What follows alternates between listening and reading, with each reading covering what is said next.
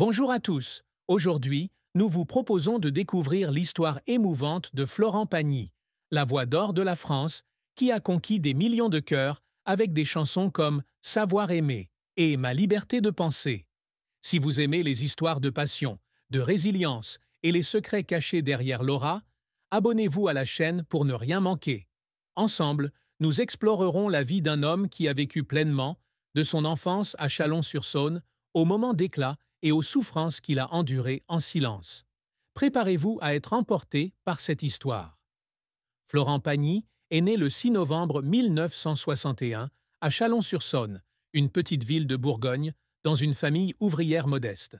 Son père, Jean Pagny, était menuisier, et sa mère, Odile, secrétaire et mélomane passionnée, particulièrement attachée au chanteur Luis Mariano. Dans une petite maison du quartier populaire de la Cité des Cars, Florent grandit avec ses trois frères et sœurs, bercés par les mélodies de la chanson française et les histoires d'une vie simple mais difficile. Dès son plus jeune âge, Florent manifeste un talent pour la musique, chantant souvent à table les chansons préférées de sa mère. Cependant, son enfance ne se résume pas à des notes joyeuses.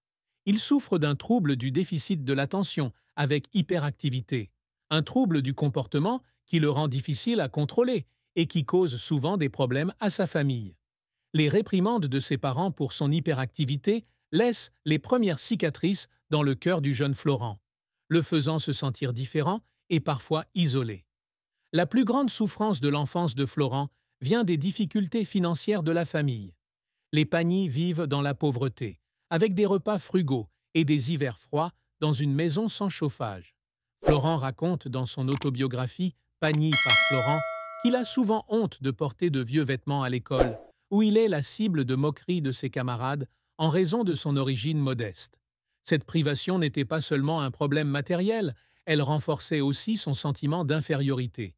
À 13 ans, il commença à chanter dans les bars du quartier pour arrondir ses fins de mois, mais ses prestations ne rapportèrent souvent que quelques sous, insuffisants pour améliorer la situation de sa famille. La musique devint son seul refuge, où il pouvait exprimer ses chagrins et rêver d'un avenir meilleur. À 16 ans, Florent décida de quitter sa ville natale pour Paris, une décision audacieuse mais risquée. Dans la capitale, il vivait dans des appartements exigus, cumulant des petits boulots de serveur et de barman pour joindre les deux bouts. Mais Paris n'était pas la terre promise qu'il avait imaginée. Il affronta la solitude et la pression dans une ville étrangère où personne ne connaissait sa voix. Durant ces années, Florent noua une relation tumultueuse avec l'actrice Patricia Milardet, de 4 ans son aînée. Cette relation, qui dura de 1982 à 1985, fut qualifiée par lui de toxique, avec des disputes incessantes et une pression psychologique qui le plongèrent dans un état dépressif. La fin de cette relation fut un choc profond, le laissant abandonné et désorienté. Une autre souffrance dans la vie de Florent fut sa relation tendue avec les médias. Lorsqu'il devint célèbre avec la chanson N'importe quoi, en 1987, la presse française le critiquait pour son style rebelle et ses déclarations franches. Sa relation avec Vanessa Paradis, une jeune chanteuse de 11 ans, sa cadette, de 1988 à 1991, le mit encore plus au centre des critiques. La presse exploita constamment leur différence d'âge, le qualifiant d'opportuniste et critiquant sa forte personnalité. La rupture de cette relation en 1991 plongea Florent dans une période de crise psychologique. Il avoua un jour, lors d'une interview, avoir lutté contre la dépression pendant de nombreuses années, se sentant comme si le monde entier était contre lui.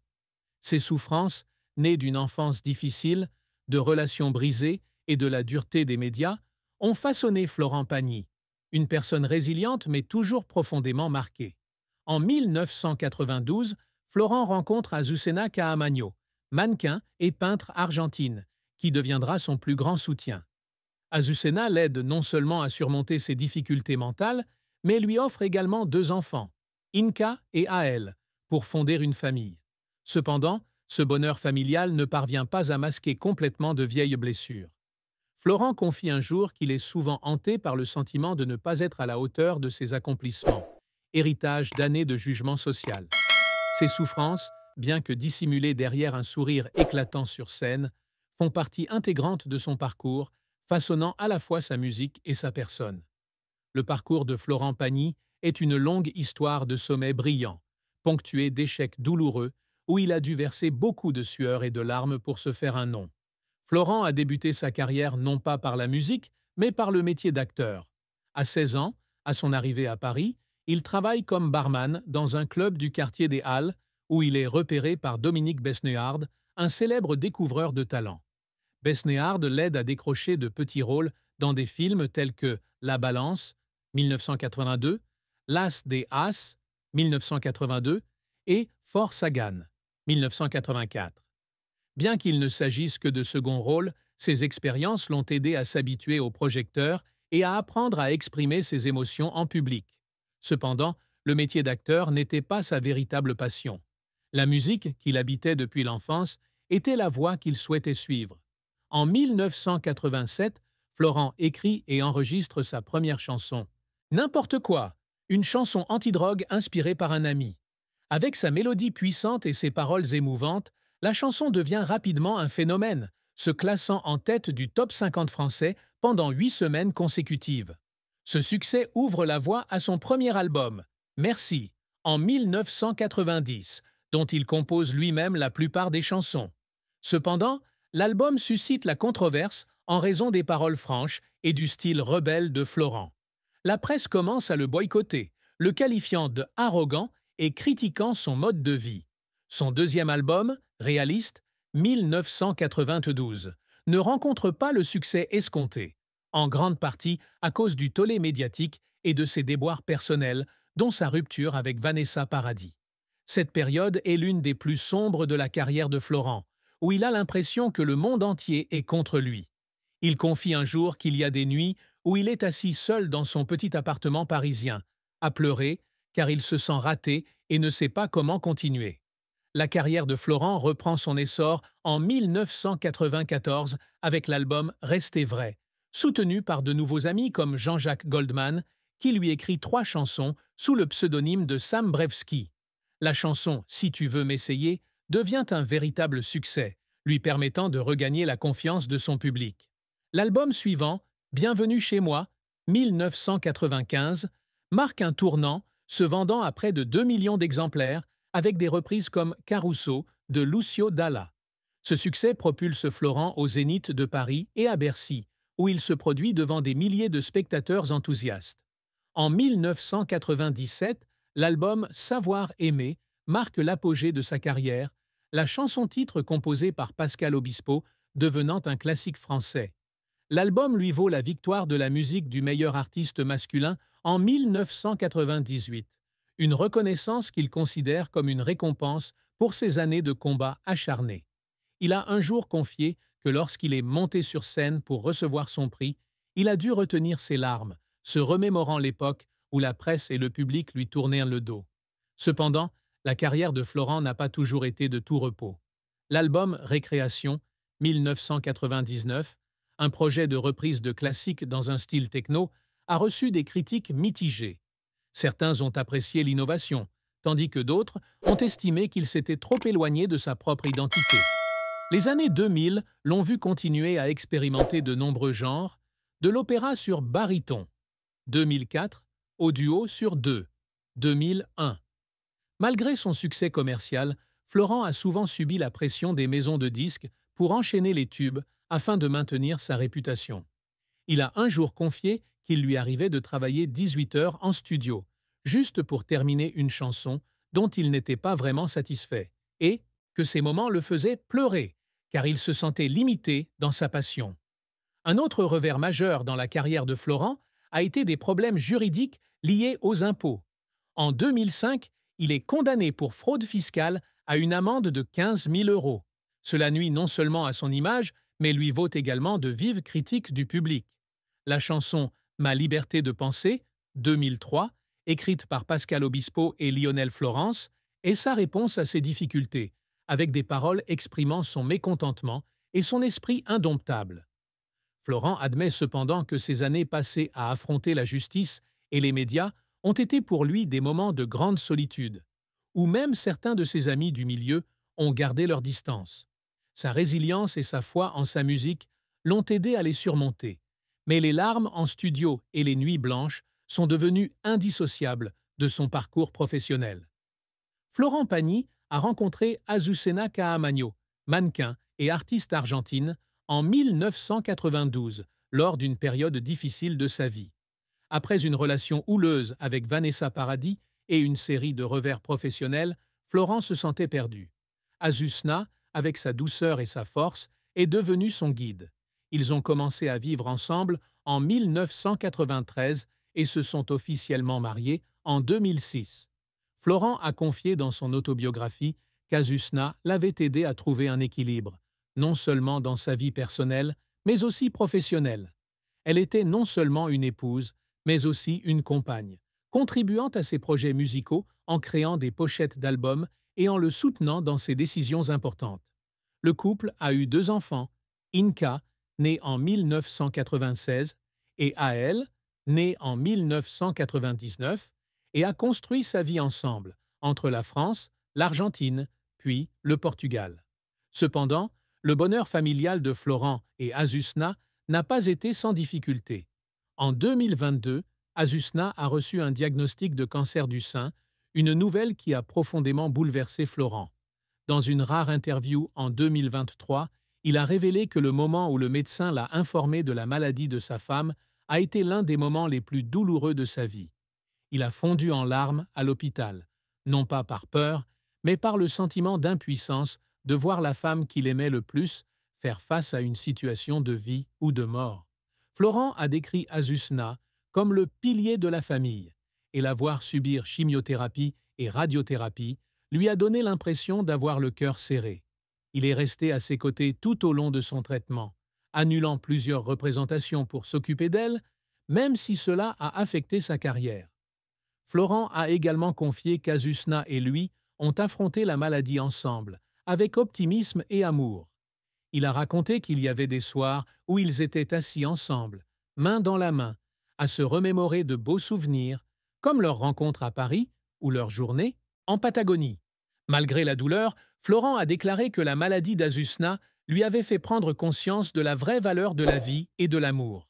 Il a un jour pleuré en racontant le moment où Azucena, malgré l'épuisement dû à la chimiothérapie, lui avait souri et lui avait dit « Nous vaincrons, comme toujours ». Sa force a été la plus grande motivation de Florent à persévérer, non seulement dans le combat de sa femme contre la maladie, mais aussi face à ses propres difficultés par la suite.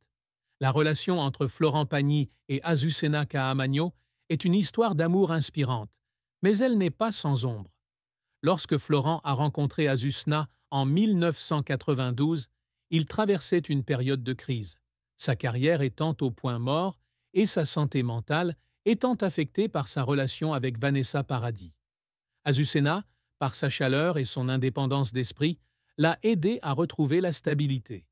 Florent a dit un jour qu'Azucena était non seulement l'amour de sa vie, mais aussi la personne qui lui avait appris à ralentir le rythme et à apprécier les petites choses. Ils s'installèrent en Patagonie, en Argentine, en 1997, où ils vécurent dans une grande ferme, loin de l'agitation parisienne. La vie en Patagonie, entre équitation et jardinage, leur permit de créer un monde à eux, où leur amour était nourri de paix et de liberté. Cependant, leur mariage ne fut pas toujours parfait. Florent avoua dans son autobiographie qu'Azucena et lui avaient traversé des moments difficiles, notamment les premières années, sous la pression financière et sous la surveillance des médias. Le scandale d'évasion fiscale de 2005 fut une période difficile. La presse attaqua constamment Florent, et certains articles ciblèrent même Azucena, l'accusant de l'avoir encouragé à quitter la France pour échapper à l'impôt. Florent confia que ces critiques avaient profondément blessé Azucena, et qu'à certains moments, elle pleurait et lui demandait s'il devait continuer à vivre à l'étranger. Il dut la réconforter, lui assurant qu'ils surmonteraient toutes les épreuves ensemble. Ces moments, bien que douloureux, renforcèrent leur relation et les rapprochèrent encore davantage. Azucena a confié lors d'une interview qu'elle aimait Florent non seulement pour son talent, mais aussi pour sa sincérité et sa compassion.